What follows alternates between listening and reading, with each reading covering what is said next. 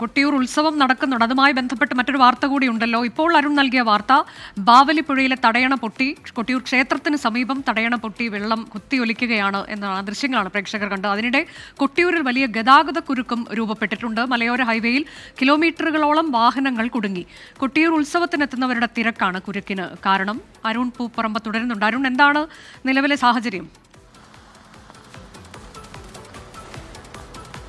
അനുജ, നമുക്കറിയാം കൊട്ടിയൂർ ഉത്സവം അതായത് സംസ്ഥാനത്തിന്റെ വിവിധയിടങ്ങളിൽ നിന്ന് ഭക്തർ എത്തുന്ന പ്രധാനപ്പെട്ട ഒരു ഉത്സവമാണ് കൊട്ടിയൂരിലേത്. സംസ്ഥാനത്തിന് പുറത്തു നിന്നും ഭക്തർ ദർശനത്തിന് വേണ്ടി എത്തുന്ന ഉത്സവമാണ്. അങ്ങനെ നിരവധി വാഹനങ്ങൾ, നൂറുകണക്കിന് വാഹനങ്ങൾ ഓരോ ദിവസവും അങ്ങോട്ട് എത്തുന്നുണ്ട്. ഇന്ന് നമുക്കറിയാം, ഇന്ന് അവധി ദിനം കൂടിയാണ്. അതുകൊണ്ട് വലിയ ഗതാഗത കുരുക്കാണ് അവിടെ രൂപപ്പെട്ടിട്ടുള്ളത്. കേളകം മുതൽ കൊട്ടിയൂർ വരെ ഏകദേശം 8 കിലോമീറ്ററോളം ദൂരത്തിൽ ഗതാഗത കുരുക്ക് രൂപപ്പെട്ടിട്ടുണ്ട് എന്നതാണ് നമുക്ക് ലഭിക്കുന്ന വിവരം. അവിടെ നമുക്കറിയാം, ഇത് മലയോര ഹൈവേ ആണ്. അതോടൊപ്പം കണ്ണൂർ, വയനാട് ജില്ലകളെ ബന്ധിപ്പിക്കുന്ന സംസ്ഥാന തലത്തിലുള്ള പാത കൂടിയാണ്.